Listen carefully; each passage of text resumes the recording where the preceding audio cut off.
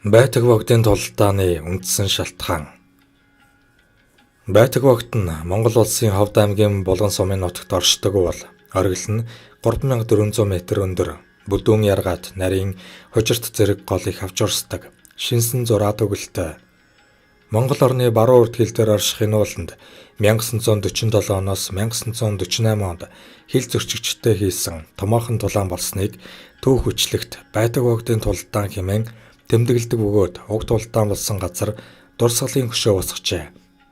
Байтаг богдын байлдааны цаад гол санаа буюу үндсэн шалтгаан бол Гоминдооны хятадын талаас Монгол улсыг нэгдсэн үндэсний байгууллагад элсүүлэхгүй төрөмгийлэгч улс гэж харуулах зорилготой байсан бөгөөд Монгол хятад хоёр улс хил тогтоосон хилийн гэрээгүй байдлыг далимдуулан хил зөрчиж хил дээр байлдааны ажиллагаа явуулж эхэлснээс ихтэй юм.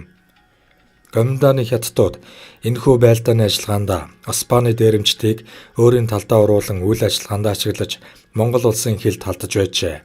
Байтаг богдын тулгуурлалтын 70 жилийн хой болж байгаатай холбогдуулан Монгол улсын баруун хилийг хамгаалж байсан Ахмад дайчин Давааж авгаан дурсамжаас хүргэж байна. Монгол эх орныхоо дархан хилийг хамгаалахаар амбие үл хайхран тэмцэж явсан Ахмад дайчид одоо тун цөөн үлджээ. Одоо инх тунх байгаа Ахмад дайчин Даваажав 1929 онд Ховд аймгийн Эрдэнэ бүрэн суманд лам цэрэнгийн 10 хүүхдийн 9-т нь олж мэндэлжээ. Даваажав 1947 оны 6 дугаар сард ахыгаа даган 18-тай сайн дураар цэрэгт явжээ. Тухайн үед ээж нь "Миний хоёр хүү минь хоёулаа бөө үрээд явах гэж юу" хэмээн нулимс урсгасаар үлджээ. Даваажав Ховд аймгийн төвдөх 4-р морьт хороонд очиж цэргийн карантинд байж байгаад нэг шөнө түргэн авч шууд замд гарч Ховд аймгийн Булган сумын Булган голын хөвөөнд тангараг өргүүлээд тэр өдөртөө шууд хил дээр очижээ. Ингээд цааш Даваажавгаа ярихтаа "Биднийг түргэн маршаар хил дээр очиход байрлах байр байхгүй тул цэргүүд газар ухаж бургас мод зулан дээвэр хийж оргонлоо. Нүхэн байр маань хаалга шигэмтэй хаалгыг нээх хаах тоолонд толгой дээрээс шороо боргон орж ирнэ. Цэрэг бүр 2 гранаттай ба унтахтаа граната хүзүүндээ зүгээд малгайгаа тайлж дэрлсэн болоод хувцастайгаа бүхлээрээ амарна. Тэгээд өдөрт нэг удаа хивгтэй хар хөх усан шүлний ноормтой. Өдөржин нүх ухаад шөнө манаанд гараад хоол унд муутай байхаар туйлдаж өлснө. Өлсгөлөнд олон сар байхаар тураалд орж сул биетэнгэгч олон болж байв. Хилийн ойролцоо буун дуу гаргаж болохгүй. Тиймээс нутгийн гүн рүү явж гөрөө сагнаж сольдсон цэргүүдээ жаахан тэнхрүүлдэг байсан. Улс төрийн өлсгөлөн зарлахад 72 цагийн дотор албатан эмчилгээнд оруулдаг шүү дээ. Гэтэл 300 хоног өлсгөлөнд байна гэдэг ямар хэцүүг эргээд төсөөлөгдөж бэрх. Хувцсаа тайлахгүй утгаар хачиг бөөсөнд баригдаж бөөсний хижиг өвчин гарч мөн ч олон цэрэг өвчнөө даалгүй нас орсон да. 1947 оны намраас 1948 оны хавар хүртэл 10 сарын турш ээлж амралтгүй өдөр шөнийн алинд ч зэвсэгтэйг шорон хумиг шиг бөөс хуурсанд баригдаж өлөн зэлмэн ийм л байдалтай байсан. Ингэж бас хил зөрчигч дайснуудаас гадна халдварт өвчин өлсгөлөнтэй тэмцэж бас давхар тэмцэж байсан. Бид тангараг өрхөхдөө амнасаа хайрлахгүй гэж амласан. Тиймээс ч өлсөх өвдөх ядрахыг үл тоож өргөсөн тангарагтаа унаж байсан. Хэрвээ өргөсөн тангараа биелүүлэхгүй бол эх орны өмнө хуулийн цээрлэл хүлээн гэсэн ёс суртахуун бидний цээжинд тархинд бичээстэй байлаа. Цэргийн хээрийн шүүхээр хуулийн дээд хэмжээ авч жагсаалын өмнө буудуулсан тохиолдолж бий. Ямар ч өчиггүй буудна. Дорж гэдэг салаан дарга харуулд гарч байгаад 200 гаруй цэрэгтэй хятадын Гоминдооны цуваа гараад цэргээ аваад ухарсан юм билээ. Гэтэл түүнийг дайснаас ухарж зогтсон хэрэгээр цэргийн хээрийн шүүхээр шүүж жагсаалын өмнө шууд буудсан.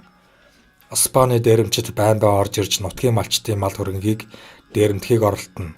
Тэднээс иргэдээ хамгаалж эд хөрөнгийг нь бүрэн авч үлдэхийн төлөө бид бүх чадлаараа хичээж байсан. Тухайн үед дорж хүч тэнцвэргүйгээ мэдээд ухарсны төлөө ингэж шийтгүүлж байсан юм. Тухайн цаг үед цэргүүд амьд баригдвал тамлуулж дайсанд хил болно. Тиймээс байгаа бүх зэвсгээрээ тултаад нэг граната үлдээгээд тэгшээ Геванбаатар шиг өөрсдөө тэслэнэ гэж ярьдаг байсан. Нэг удаа Испани болон Гоминдооны хамтарсан 600 гаруй хүнтэй бүлэг манай хилийг зөрчиж буудалцсан болсон. дээрэмчтэй тулдан буудалцах, манаанд гарах гээд 2 өдөр 2 шөнө нойр хоолгүй явсан болохоор маш их ядарч чимээ түр намчхаар бууныхаа замгийг мөргөөд үргэлээд байв. Нүдний ансгаа шүлсээрээ норгуул нойр сэрэгдэг гэсэн яриа санаанд орж шүлсээ нүдэндээ түрхлээ. Хоол ундгүй удаа явхаар шүлс өтгөрөөд юу нойр сэргэх, нүдийг улам наалдуулж завааруулаад нэмэр олсонгүй. Хүн хоол ундгүй хэд хоног явж чадахч нойргүй удаа явж чадахгүй юм билээ. Буудалцаан дуусахад бид хэвтмэгцээл нам унтсан. Хил зөрчигчд ухрахтаа толгойдоо буудуулж нүр ам мэддэхгүй шахан болсон нэг хятад хүзүүгээ нэвт буудуулсан хээр морь үлдээгээд явсан. Дайсан явсан хойно мадрик гих дарга маань офицер баг дарганараа дагуулж байлдаан болсон газар очисон юм. Тэнд цогц тогтоогүй газар бараг алга. Мадрик дарга учрыг тайлбарлахдаа тэд нэр газар ухаж байрлалгүй. Урдаа жаахан шороо чулуу оолчихсан. Чулуу нь бууны суманд хагарч нэг биш нэжгээд сум болон тесрэн. Энэ байдлаас харахад хятадууд их хохирол үзжээ хэмээн хэлсэндээ. Бас нэгэн өрөвдөлтэй санаанаас гардаггүй юм бас болсон. Тэр үед манай дээр Ванчик гэж эмч байсан. Бэртсэн зэргүүдийн шархыг цэвэрлэж өвчнийг намдааж их тус хүргэж байлаа. Сая ярьсан буудалцаанаас 2 хоногийн дараа Ванчик эмчийн охины бие өвдөж хүндрэх шинжтэй болсон. Түүнийг охиноо отрядын эмнэлэгт үзүүлэхээр явхад нь би ханиндаа явсан юм. Хээр замд явж байтал хөөргөхийн охин өвчнөө даалгүй өд болчихсон. Эцэг эх нь хүүхдээ цагаан даавуунд ороогоод хадны ороолд толгоог нь түшрүүлж орхиод явсан. Ээж нь охиныхоо цогцост хоргодоод явмааргүй шинжтэй байгаад байсан. Тэгэхэд Ванчик эмч одоо хоёлаа яа гэх үдэ. Ард биднийг олон хүн хүлээж байгаа гэд дагуулад явхад нь дотор өмөрч байлаа. Эх орныхоо төлөө тэмцэж буй эр зэргүүдэд эмчлэхийн төлөө өвчтөе үрээ эмнэлэгт хүргэж чадалгүй алдсандаа хөөрхий. Тухайн цаг үед бидэнд Монгол улсынхаа төлөө өргөсөн дангарагтаа үнж байна гэсэн ёс суртахуун бидний цээжинд тархинд бичээстэй байлаа гэж ярьслаа өгчээ. Ямархан хэцүү цайг туулсаар Монгол минь бүтэн үлдээвол яруу алдраа сонсож амжаагүй хичнээн баатар өргөдөө бол энэ үгний цаана Монгол эх орныхоо төлөө хичнээн баатар ирс эх орны торгон гэлтээр харийн дайсны эсрэг тэмцэж яваад алтан амиа алдсан бол гэж бодохоор сэтгэл эмтэрхээр юм.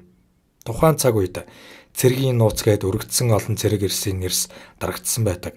Гэтэл тэр нэрэн тодорхойгүй баатар ирсийн амь насаар Монгол улсын тусгаар тогтнол хил хязгаарын аюулгүй бүрэн бүтэн байдал хамгаалагдан үлдсэнийг хойч үе мартаж боломгүй. Төр засгаас хилмигдэхстийн ар гэрээхэнд тусламж үзүүлж байгаа. Энэ нь зөв. Тэгвэл бас эх орны торгон хилд амь насаа алдсан эрчүүдийн нэрс тэдний ар гэр төрөл төрөстийг тогтоох ажил мөн л зэрэгцэн явах ёстой. Хилийн цэргийн архив 1953 онд шатсан. Одоо барьж болох ганц архив тагнуулын байгууллагад байгаа. Эндээс хил дээр амь насаа алдсан хилчин дайчдын нэрсийг бүрэн тодруулах, төрөл төрөстийг олж тогтоох ажлыг зохион байгуулж ажиллах шаардлагатай байна.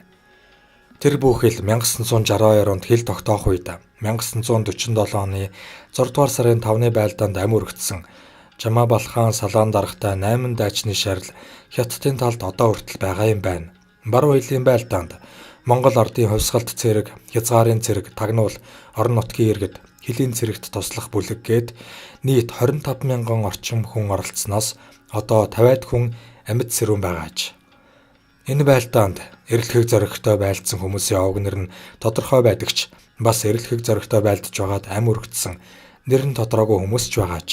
Тухайн үед цэргүүдийг хүн гэж үздэггүй, эрх зүйн бичиг баримт сайнгүй, архивт бичиг баримтыг нь шилжүүлэх ажиллагаа дутуу долмог явагдсанаас зарим хүний нэр тодорхойгүй амь өргөцсөн байдаг.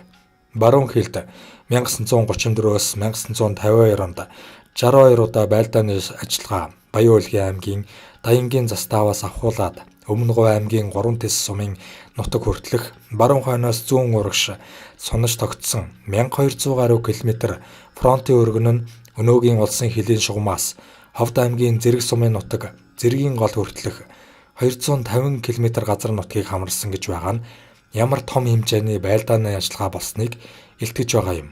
Баруун хязгаарт эх орны дархан хил дээр ард олон газар нутгаа хамгаалж комендант Хятад засгийн дээрэмчидтэй амь хайргүй тулалдж байсан дайчин эрчүүдээс 10 Монгол улсын баатар төрсөн билээ.